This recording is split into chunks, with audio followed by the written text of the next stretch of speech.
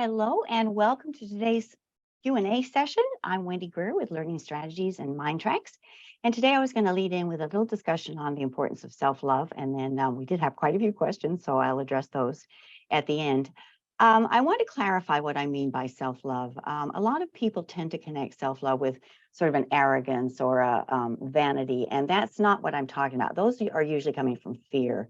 Anybody who is very arrogant or who is very egocentric tends to be stuck in the ego, and there's a fear underneath, of not being good enough, not being worthy, not being esteemed, not being regarded with in a good way. So what I'm talking about is replacing that along with the judgment and the criticism. And a lot of us that are on this path of improving who we are and stepping into our full potential, we tend to be we hold ourselves to a pretty high standard. I have to raise my hand too. And what we want to do is modify that so we accept ourselves and are kind and compassionate and loving to ourselves, almost like becoming your own best friend. And that's one of the questions I sometimes ask myself. Would you ever consider treating a friend the way you treat yourself? And the answer is no. So what we really want to do is embrace ourselves and be open and be supportive. And it doesn't mean we're not holding ourselves accountable. We talked about self-acceptance and self-responsibility earlier, but it means that you're here on life to learn, to evolve, to open up to all the potential that you bring with you. And there's going to be you're going to make some mistakes. There's going to be some things that you had done differently. But that doesn't mean that at core you're bad, quote unquote. It just means you need to tweak something. So I'm a big fan of Louise Hayes. I think I alluded to her earlier in this series. She did this great book called Heal Your Body, and it's known as the Little Blue Book. She was one of the first people to notice that certain mindsets, certain feeling states tended to engender certain kinds of dis-ease in the body or, psychologically. And she started collating those. And so she did this really great little book. And she was a very well-known coach, counselor. And one of the things she said, she wrote this really great book. In fact, I pulled it out so I could show you. It's called You Can Heal Your Life. And she takes you through what she does in a coaching session. Well-worn, as you can tell. It's a great book. Anyway, one of the things she said is the bottom line with everyone she's coached is, I'm not good enough. And, she was doing this for many, many years and just an incredibly wise woman. So no matter what the problem seemed to be for her, the only thing she ever worked on at base was loving the self. And one of the exercises she had people do, and I want to encourage you to do this, is she called it the mirrors exercise. And basically every time you pass a mirror, and at first you're going to do it purposefully when you wake up in the morning, before you go to bed at night, when you go take a break and go to the bathroom, you look yourself in the eye and you go, Wendy, I love you. And you put your name in, or you can just say, I love you, but you're looking right in your eyes. You're looking in your eyes and you're telling yourself how much you love yourself. I could not believe how uncomfortable that made me. It is incredibly, I almost felt myself tearing up because it felt so uncomfortable, but at the same time that I immediately recognized the power in it. Just a simple, I love you. And I want to share something that was really touching for me in my own life. I have the good fortune to have some grandkids, and the first one, named William, was born to the son who lives in town. So from a very early age, I was watching him once a week when I wasn't in the office. And he had just started crawling, and we were doing some painting in the house. And we had this big mirror above our dining table that we had moved down to the floor. And I knew it was secure, but I keep an eye on him because, when they're young, their capacities evolve so quickly. And he was crawling at a pretty good pace. And so I was watching him, and he passed the mirror, and then he realized he'd seen something moving. And he backed himself up as he was crawling. And he looked in the mirror, and this big smile came on his face. And he's sitting there, and then he reached out and he touched it and he pulled it back.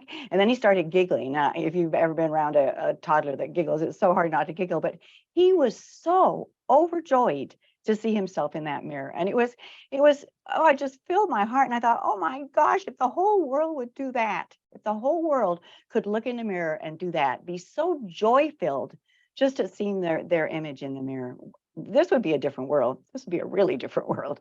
So it was just such a touching thing for me, and to recognize that's our innate state. of loving ourselves, being fascinated by ourselves, being willing to reach out and touch ourselves and laugh at ourselves and just totally bubble up with joy. So it was a phenomenal experience. I do want to mention too, Lisa Nichols did a course called No Matter What, and she had what she called inspired actions. And one of the first ones she brought up was, again, mirror work. And again, you would say your name, but you would look in the mirror, and it might be when you had done something you were not too sure was in the best interest of those involved. And her 3 statements are, I'm proud that you, Wendy, whatever your name is, did this. I'm proud that you did that. I'm proud. I forgive you for is the second. So I'm proud that I forgive you for blowing your top with, in the staff meeting. I forgive you for that. And then I commit to you that. I commit to you that this is the way I'm going to handle that in the future.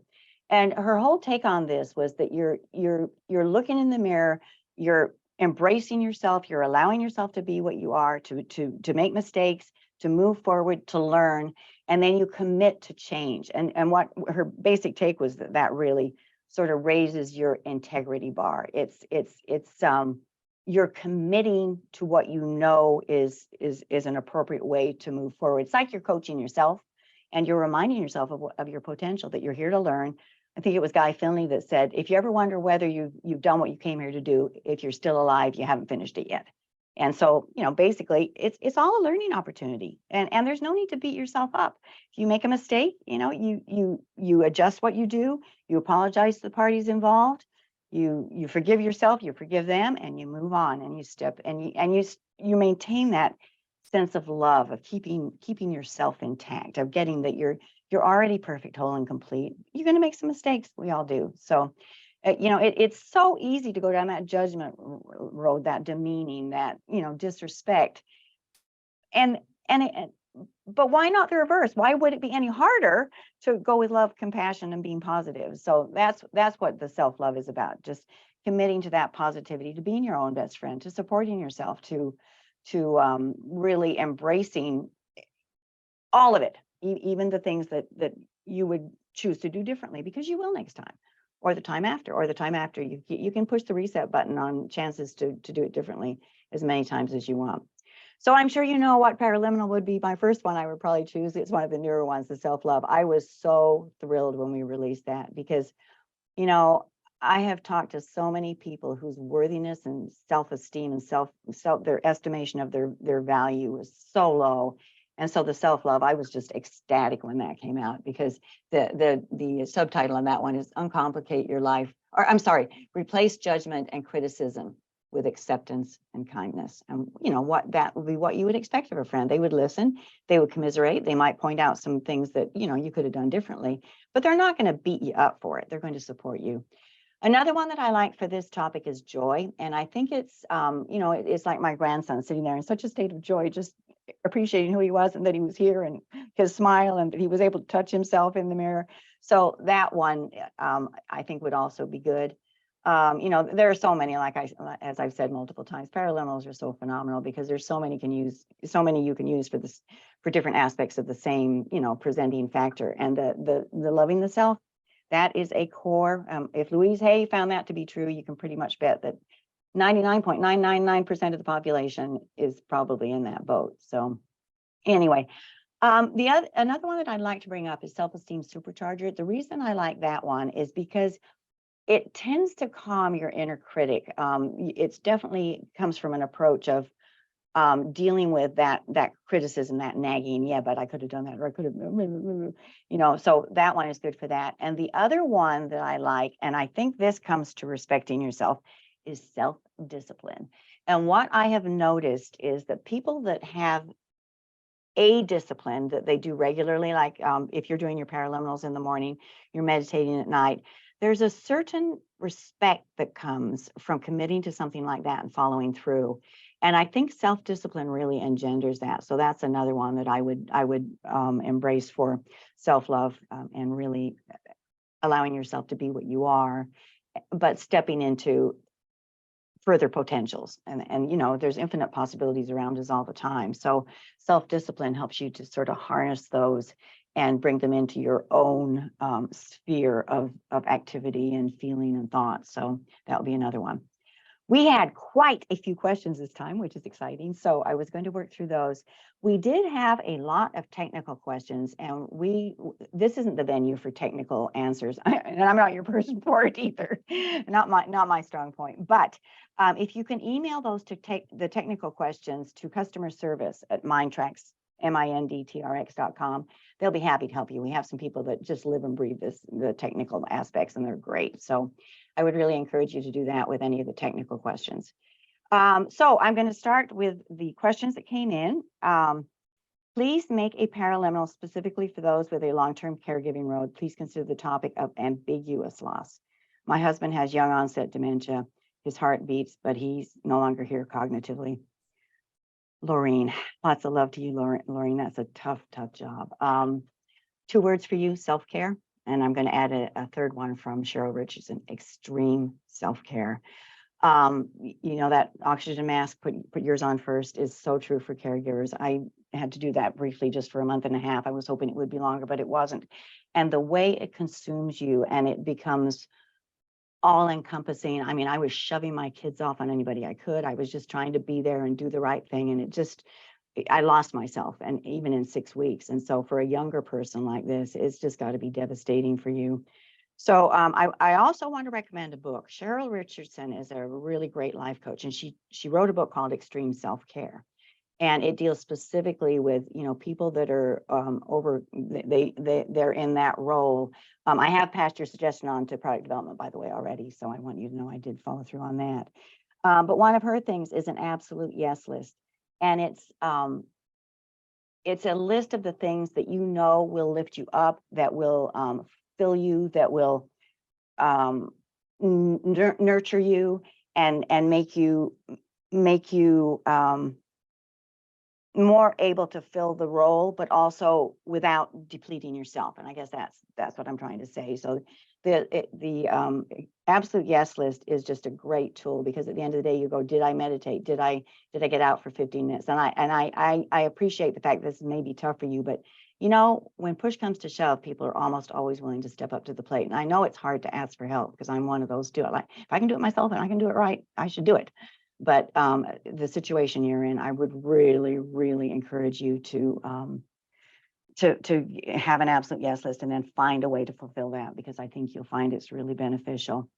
The one I just alluded to, self-discipline, would probably be good for you, because it helps you to stick to following through on that absolute yes list, the things that are important to you. And you know, it might be the deep relaxation paraliminal. It might be self-esteem supercharger. It might be joy. But I was going to suggest as well gratitude, even though it's a tough situation you're in, to be grateful that you're there to do it. I mean, the work you're doing is so important, and I'm so cognizant of that. So thank you for that. Fresh start is really good when you're feeling sort of stuck, and you need a reminder that every second is an opportunity to start again. So that would be another one.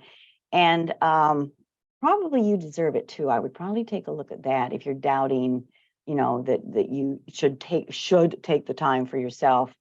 The you deserve it would reinforce the aspect that you deserve, and embrace that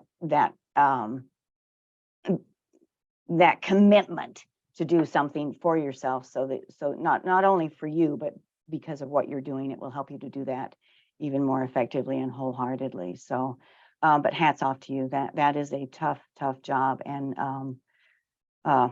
big hug. I wish you were here so I could give you a real one. Yeah. Okay, this one I'm not positive I understand the question. How do I fireworks my abundance life?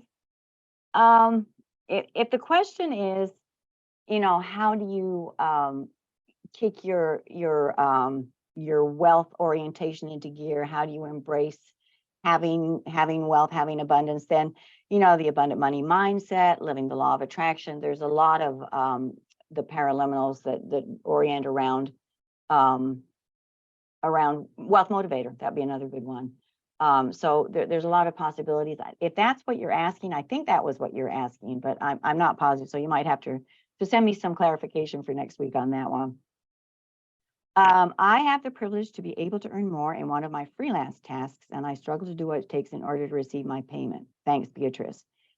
Reading between the lines there, it sounds like you don't step up to the plate and say, I did the job, you need to pay me. I think that's what's being said there. The self-esteem supercharger would be really good because you deserve to be paid. You did a job, you did it well, and you deserve to be paid. Belief, because you may believe that you aren't worthy of that payment. So belief around the basis of I did the work, I did what was asked, I went above and beyond, and I believe I deserve to be paid. Another one that popped into my head with that is talking to win. A lot of salespeople use that because it's about really presenting with a lot of conviction, but not doing it in a ram it down your throat type of way. So talking to win might be good as well. So I would definitely take a look at those three for that. What combo should I use to work on my anxiety and overthinking? I do sessions in the morning and evenings because I have the time. It's the afternoons when I need a boost, but short on time. I don't know. If the anxiety is overpowering you in the afternoon, then I would probably use anxiety free. But what I might build in is that anxiety free is a state you are seeking throughout your day, because if it's happening regularly at the same time, then you might want to just add throughout the day, I will be in a state of flow, I'll be in a state of high energy, and I will be competent throughout the day and into the evening as I need to be. That's probably where I would go with that one. You might. No, I think I'll leave that there. I mean, I need a boost, but short on time. You might try 10-minute supercharger, but I'm not clear whether the anxiety is just wearing you out or whether you got an energy drop. So you're anxious and you overthink and you sort of wear yourself out, and then by the afternoon you're sort of wiped out. So if it's a burnout thing, you might do well with 10-minute supercharger. So that would be my immediate thoughts on that. But if you clarify exactly what's going on, we could probably finesse that. What paraliminals are best for maintaining a balance in your life between focused work and our creative thinking sessions and physical movement for health and exercise? Question is from someone who does most everything best in a very focused and detailed state with minimal interruptions and may let 4 hours go before getting up for a break. Comes back to self-care, I think. If you can work for 3 or 4 hours and maintain your focus, but it sounds like you're feeling imbalanced, like you're not, the scale is seesawing. So I would probably go to self-care again, the self-discipline I mentioned, where you commit that I'm going to take a 15-minute break to, I don't know if your workout room's at home, but go do 20 reps on a few of the machines, or I'm going to take a break, and I don't know what your creativity is, but if it's painting or you say creative thinking sessions, so I'm not sure. So it may just be you want to be more creative. You might take a break and do creativity supercharger. There's so many answers to that depending on exactly what's going on. Maybe youthful vitality too, because youthful vitality is about really being full of that vim and vigor and that optimism, that openness to the world. And that tends to be a very creative state. So maybe youthful vitality would be a good one to pull in. Let us know what works. Like to know. I'm wondering what would be best to use. I'm struggling with staying in a good state. I find by 1 to 2 p.m. I start to feel sadness. My goal is to move out of that state so I can receive more good. The fact that is showing up regularly, and it sounds like it's when you're fatigued, sounds to me as if there's something that needs to be listened to, something that needs to be processed. So, I mean, for the immediate issue, I would probably suggest 10-minute supercharger, but I think you may need to explore that sadness, the fact it's recurring, the fact it's showing up. And, when you're sort of fatigued is when you might be more open to that bubbling up. And so it may be something that's asking to be looked at. That repetitive nature of it would make me suspect that. You might try letting go around the whole concept of the sadness, because the letting go is a welcoming, it's triple welcoming. I think I had mentioned that before. So you're welcoming that state. So bring in that state of sadness and see what comes up. It sounds like there's something unprocessed, something that needs there's some kind of either wisdom or growth or something there that's coming to the top, coming to the top, coming to the top until you look at it, it will probably persist. So the letting go might be a good idea. Experiment with that one and see where it goes. And reassure your other than conscious mind. There's a sadness here. I'd like to understand it. I know the thing to remember about sadness, even when it's intense, is it is not a bottomless lake. There is a bottom. So sometimes that welcoming or sort of diving into it, if you allow it to be and to flow through you and around you, you'll get what's going on beneath the surface there. And when you can embrace it, you stop resisting all the energy that you're probably wasting in the sadness, the sad state that's beneath the surface there will then become available for positivity, for moving forward, for vitality and dynamic good health or whatever it is you're seeking. So that's probably where I would go with that one. I love this one. I am so sorry, but I don't particularly enjoy the music. I guess that I would get used to it. So what's it supposed to actually do? I think the intent with the music is there's a break between your pragmatic, everyday, conscious mind state and slipping, getting into state, with the counting and the moving out of the beta brainwaves into the alpha, at least. So I would probably build into your intention, something along, I embrace this music as a bridge to a more relaxed, creative, open state, so I can process the change work and turn it into a positive. Sometimes things are foreign, or there's a couple of them where the rhythm seems sort of wrong to me, but I just let it be what it was, and it was a little too energizing for me. A couple of them, the original music, but when you just allow it to be there and don't make it, that what you focus on, you get more of. Well, if you're focusing on the music, you're going to get more and more aggravated. So just embrace it, build into the intention. The music is a segue into a relaxed, open, creative state. I allow it to be there, and I process it that way, and don't give it more power. That would be my suggestion there.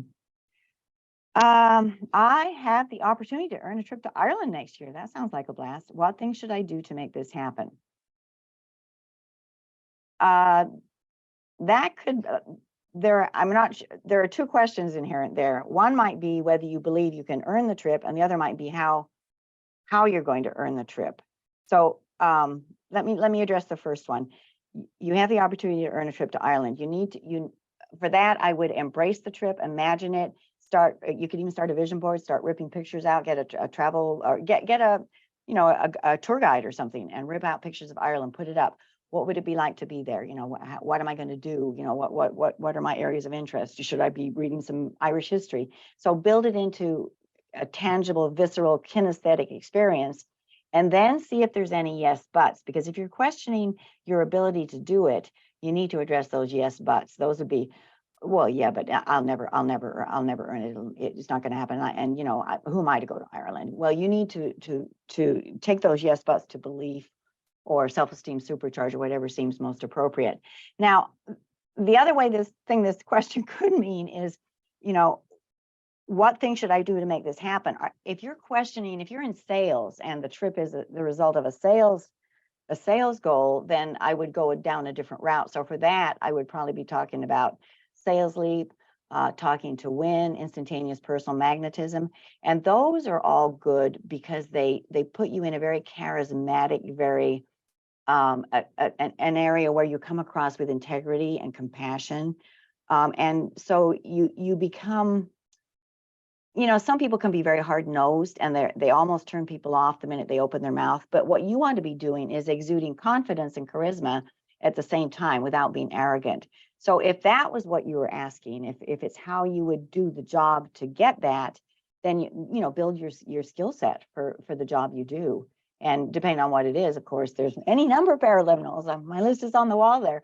So I would just I'm not positive again what you mean, but even if you're doubting your capacities work-wise, putting up a vision board with Ireland and pictures of Ireland and Irish songs or Irish art or whatever it is you're going to want to do when you're in Ireland, build that into bigger than life and tune into it, because like attracts like, and you get more of what you focus on. So that would be a good thing to do for that. All right, I think that completes the primary questions for today. just wanted to remind you to take good care of yourself, all of you, and treat yourself as if you are your own best friend. You know, have respect and compassion. Remember, we're all in this journey together, and have reverence for yourself and your, you know, you're still here. You're still working it through. Hats off to you. And some of you have some tough roads to go. Thank you for that. Just take care of yourself. Look in the mirror and tell yourself how much you love yourself. It can be amazingly powerful, and love that person. Smile at that person. Laugh at that person. So we are sending you lots of love from all of us here at MINDTRX, and we will see you next week. You take care.